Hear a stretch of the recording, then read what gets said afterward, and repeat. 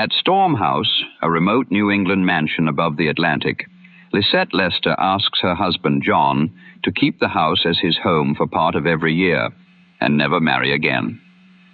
When John later returns to the cliffside estate with his new bride, Nora, Lysette's warning and the burial ground on the grounds remain close at hand. From Mutual Broadcasting System, this is episode 6 of the Sealed Book, originally heard April 22nd, 1945. Written by Robert A. Arthur Jr. and David Kogan, it reworks a story first prepared for the mysterious traveler. Jock MacGregor produced and directed, with Phillip Clarke as the series narrator. And now, we return to the original broadcast.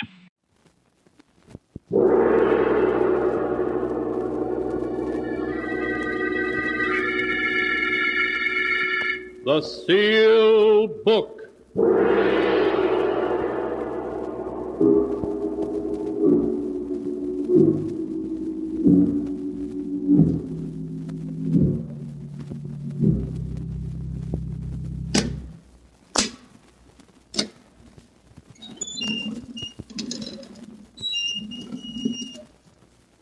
Once again, the keeper of the book has opened the ponderous door to the secret vault, wherein is kept the great sealed book, in which is recorded all the secrets and mysteries of mankind through the ages.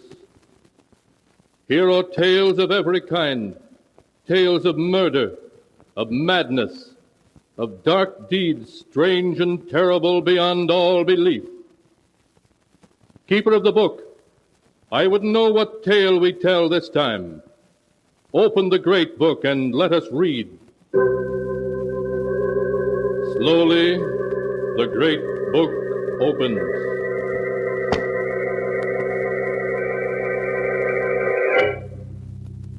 One by one, the keeper of the book turns the pages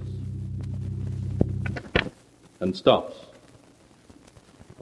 The strange story of a beautiful woman whose jealousy was so great that even the grave could not give her peace. A tale called Death at Storm House.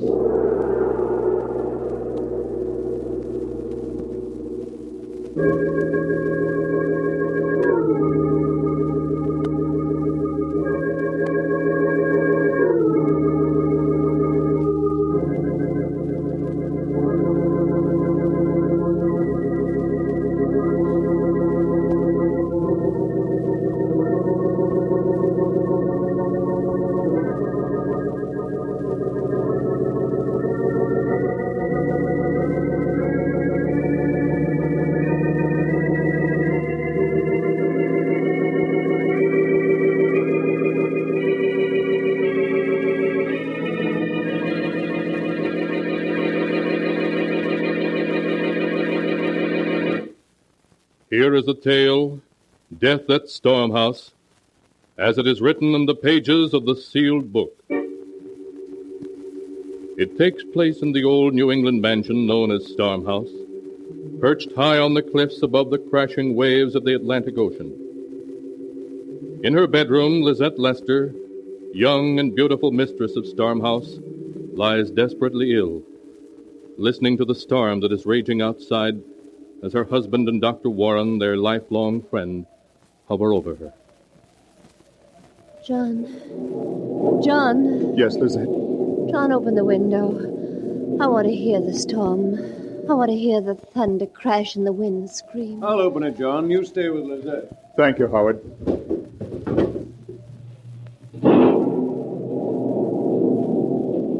Oh, it's a wonderful storm. I've known it was coming for 3 days.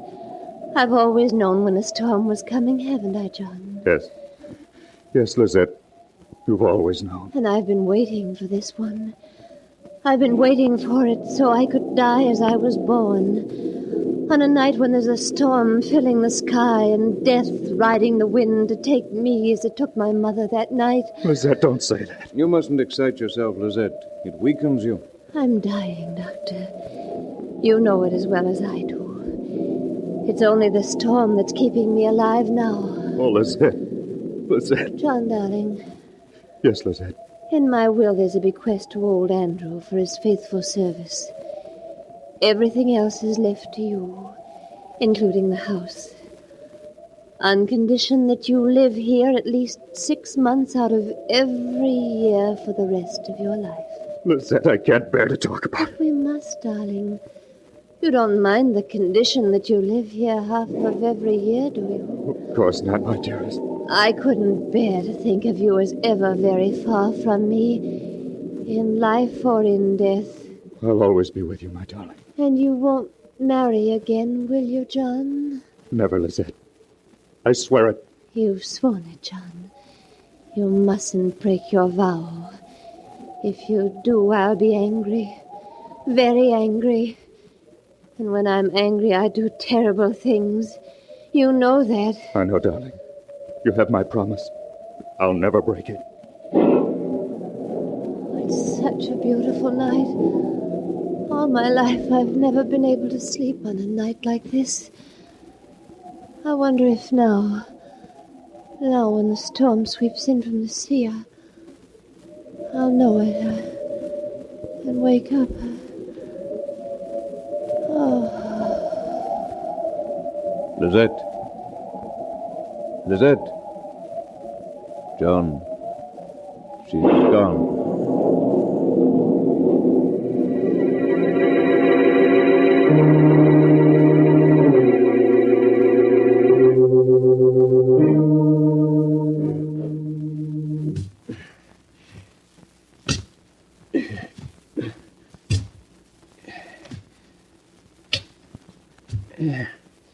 There. It's done, Mr. John. I couldn't want better if it was myself buried down there in the ground. Thank you, Andrew. I'll put the tools away now. Call me if you want me. I can't believe it's Lysette we've buried here, Howard. Somehow she seems still alive. She loved living so. It's a beautiful spot here on the edge of the cliff. She made me promise she should be buried here, where she could watch the storms come in from the sea, hear the waves beating on the rocks below. John, do you mind if I speak personally to you? Why should I? You're my best friend. My only one, in fact. That's one of the things I wanted to talk about. In the 3 years since you married, you haven't painted a single picture. No. No, I haven't. I've started some, but there was always something Lysette wanted to do. For 3 years you've been cooped up here, seeing no one. You might as well have been in prison. You should get away for a while now. Why don't you spend the winter in New York? Renew old friendship. Catch up on what's happening in painting.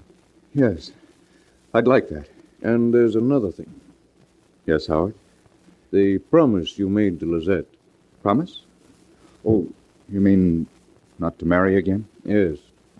You mustn't take it too seriously. You're too young to spend your life alone, grieving. Lysette wouldn't have made you promise if she had thought... I don't know. It seemed to mean so much to her. Well, when Lysette was alive, it seemed quite impossible to me I should ever love another woman. But you will, and I'm sure Lysette would understand. I'll think about it, Howard. The truth is, just now I feel a little confused. Well, let time take care of the matter. But you will close up Storm House and try a few months in the city? Yes, I will. I'll come back in the spring. After all, I'm obligated to live here half the year. But I'll leave old Andrew in charge and spend the winter in New York.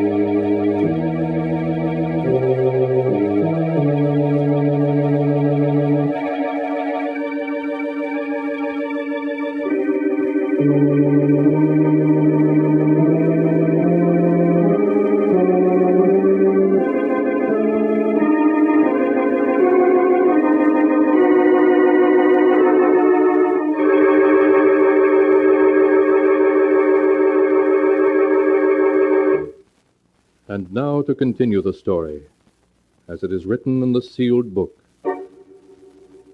Once away from the somber atmosphere of Stormhouse, John Lester seemed to waken as if from a dream. He began to paint again, to live as he had before his marriage to Lysette. Then at a party he met Nora Maynard, young, gay, lovely. And one day in the spring he brought her back to Stormhouse as his bride. He introduced her to old Andrew, the caretaker, showed her through the house, then took her out to see the magnificent view from the top of the cliffs. Oh, John, it's a wonderful old place. The house, the cliffs, the sea.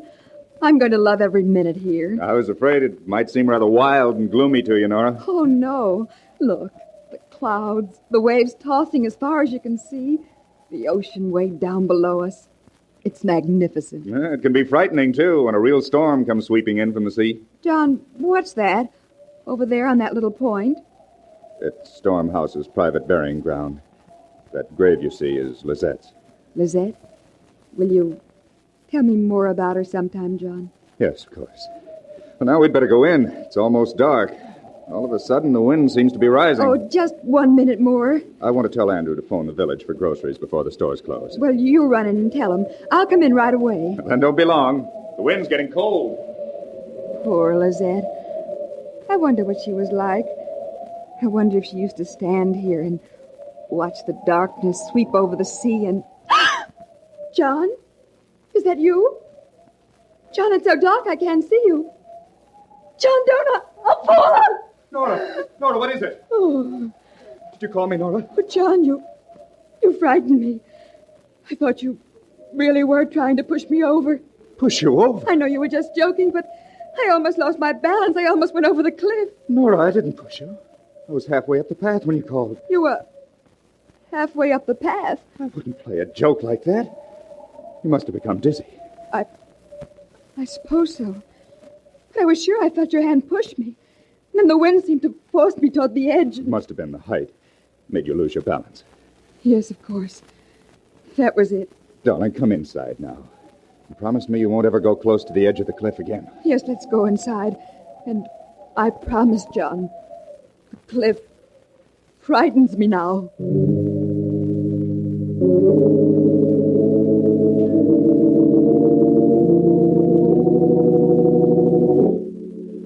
During those first weeks after John Lester returned to Stormhouse with his new bride, the wind never ceased to howl about the great old house.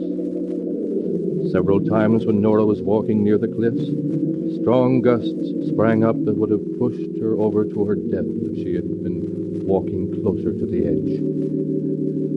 Then one afternoon, Nora discovered old Andrew piling flat, large rocks on top of Lysette's grave. Yeah, there. Andrew, what in the world are you doing? What are those rocks on Lysette's grave for? It's the wind, Miss Nora. Blowing night and day like it has, it's been blowing the dirt right from off Miss Lysette's grave. How strange. Yes, sirree. Give it a couple more weeks and it'd have scooped up all the earth and had the coffin clear uncovered. But the rocks will stop that. Yeah, I guess that's enough. Andrew. Yes, ma'am. Did Lysette love John so very much? Love Mr. Lester? Why, yes, I expect she did, ma'am, in her way. In her way? Excuse me, Miss Nora, I got to drive to town now for a package for Mr. Lester. Oh, his new paints from New York. He's been so impatient for them. Oh, Andrew. Yes, ma'am? That big stone vase on the upper terrace, right beside the steps. It's loose on its base. I saw it swaying yesterday as if it were going to fall over into the garden. Please fix it, will you? As soon as I get back from town, ma'am. Thank you, Andrew. You know that Dr. Warren's staying for dinner. Yes, Mr. Lester told me. Oh, well, I promised to meet him in the garden at 4. Be sure to fix the vase, Andrew.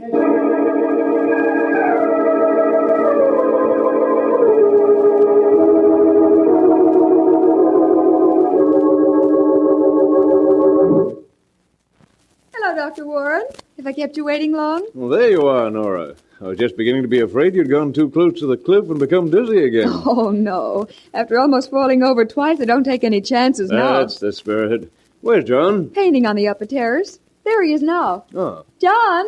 Oh, hello, you two. What are you plotting down there? A tour of the caves down by the beach. Knock off for the day and come along. Please do, John. Well, maybe I will. Light's fading. John, don't lean on the stone vase. It's loose and... Oh! Nora, look out! Nora, you hurt? I'm coming down. Good grief, that was close. Fell right where you were standing. You pulled me back. Just in time. Nora, you all right? Yes. Yes, thanks to Dr. Warren. He saved me. I couldn't move. I can't understand it. I'd hardly touched it when I went over. You must have leaned against it harder than you realized. No, I didn't. I just touched it. It gave way all of a sudden. Oh, thank heaven you were here, Howard. It must have been the wind. And the vase was loose.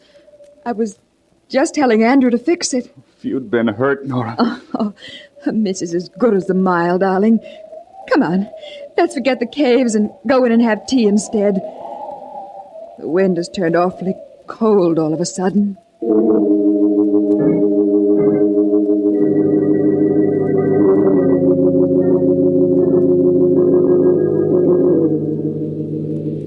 Listen to that confounded wind. I can't even read anymore. It makes such a racket. Would you like me to read to you, darling? No. I'm just jumpy, I guess. It isn't something special, is it? You're not regretting that you married me? Oh, don't be silly, Nora. It's just the wind. For the last 2 months, it hasn't let up night or day. Listen to it now. Oh, it is upsetting, darling. Sometimes it sounds just like a voice saying something you can almost make out, but not quite. I haven't painted a stroke in 2 months. Every day I get my canvas and my paints ready, and then the wind rises and distracts me. You're not sleeping well, are you, John? No, I haven't slept for weeks.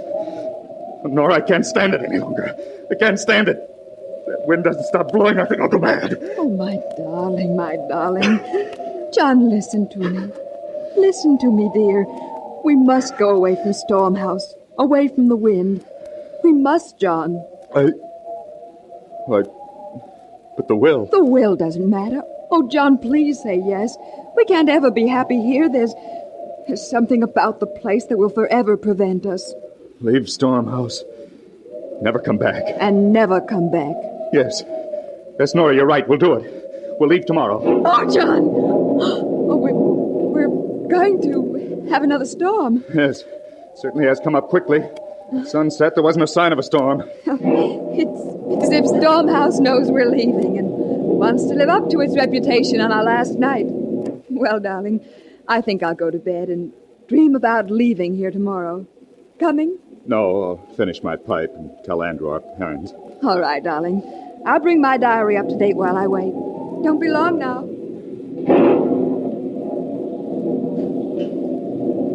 Mr. John! Mr. John! What is it, Andrew? Land sakes, Mr. John. A real granddaddy of a lightning bolt hit the cliff just now, right beside the burying ground. It opened up a big crack in the earth, running right across her grave. Her grave? Lysette's? I could look right down and see the top of the coffin. Oh, well, you can fix it in the morning. We're going to be leaving, Andrew, but we'll settle the details tomorrow. Better turn in now. I'll do the same. All right, Mr. John. Sure is a humdinger of a storm.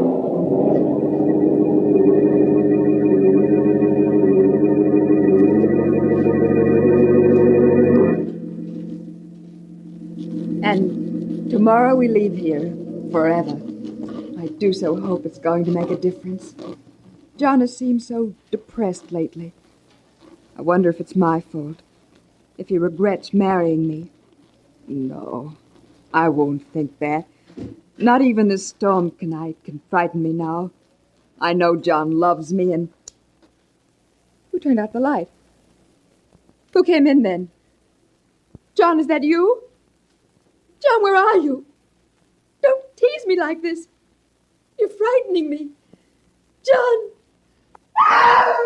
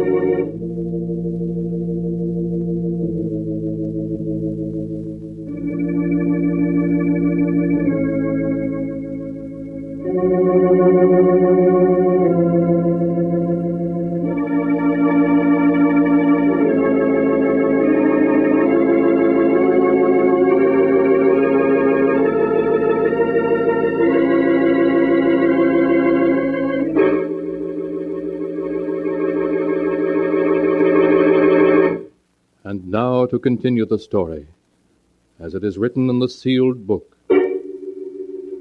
After the great storm had opened up Lysette's grave so that her coffin was plainly visible, Nora had a midnight visitor.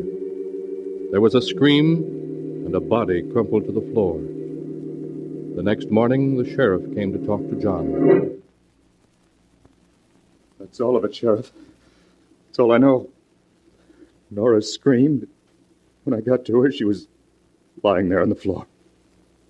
Dead. Murdered. But the weapon, Mr. Lester. We know it was that antique ivory paper knife of yours, because the point broke off in the wound. But where is it? I don't know. I tell you, I didn't see it. I see. Well, I think you better come with me for the time being, Mr. Lester.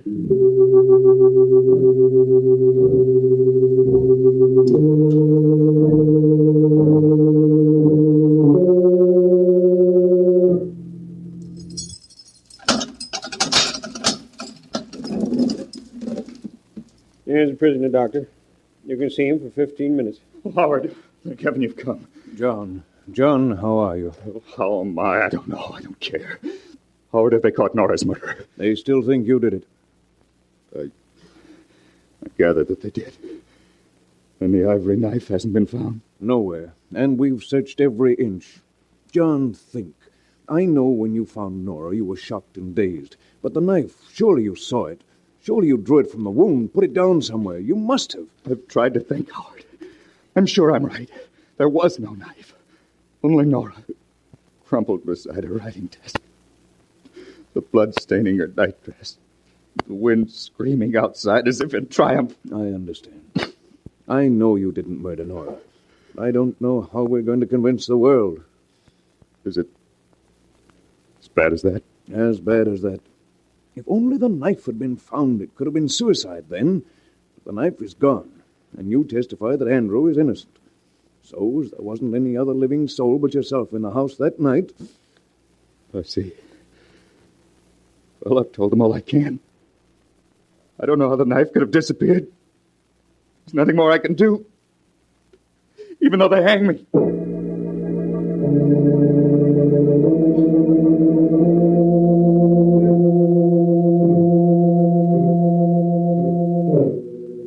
And hang John Lester they did, after a due and lawful trial.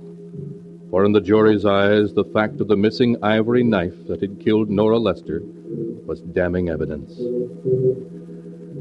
After the execution, John's old friend Dr. Warren conveyed the body homeward to Stormhouse, where he and faithful old John buried it in the tiny burying ground. Andrew dug the grave close between the graves of Nora and Lysette. So close, in fact, that while digging, his pick struck a coffin. Doctor, look. Corner of a coffin. Lysette's coffin, it must be. Yes. That night the lightning struck the cliff. Must have moved her coffin round somehow. I remember the grave looked a little queer next morning when I fixed things up. I guess we'll have to dig it up so we can put it back in its proper place. Yeah, guess we better, Doctor. Well, won't take long.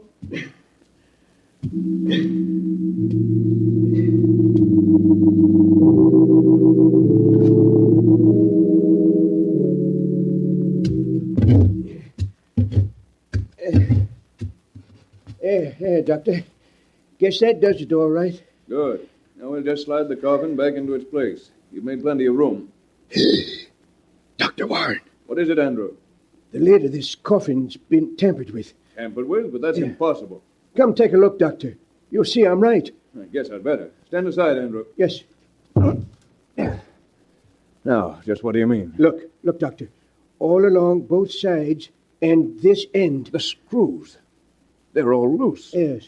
They've been pulled out of the wood when someone lifted the lid. This coffin's been forced open. That's right, Doctor. Only, look, how was it forced open? There's no tool marks on the wood. No tool marks. Then whoever did this just didn't leave any. Andrew, we've got to look inside and see why Lysette's coffin was molested. Maybe we'd better leave it just as it is, Doctor. We can't do that. Here, put your pick under the edge and the lid. That's it. Now, lift. Well, if you say so. Easy does it. There. It's loose. Now, we'll see what... I told you. I told you we shouldn't open it. A bloody knife. The ivory knife that killed Nora. Here, in Lysette's coffin. They hung Mr. John because they couldn't find the knife. And it's been here all along, held tight in Lysette's hand.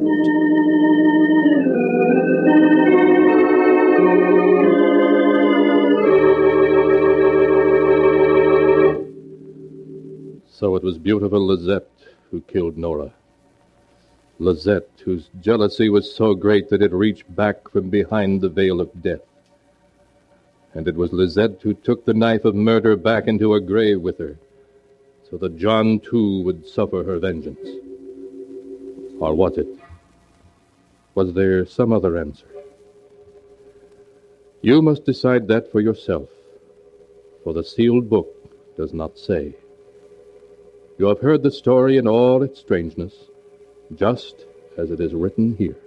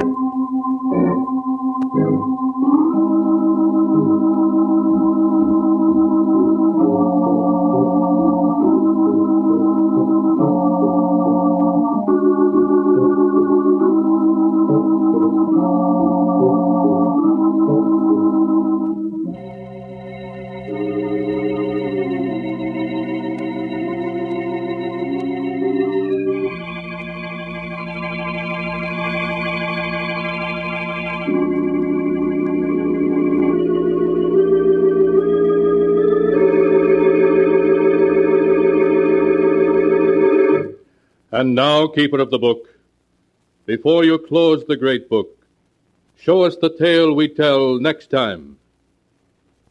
This one? Ah, yes. Why, this is amazing. It's a tale of a man who killed, a corpse that laughed, and a murder victim who died twice.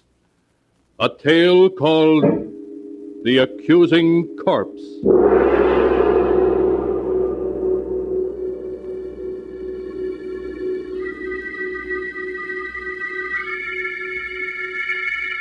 Be sure to be with us again next time, when the sound of the great gong heralds another strange and exciting tale from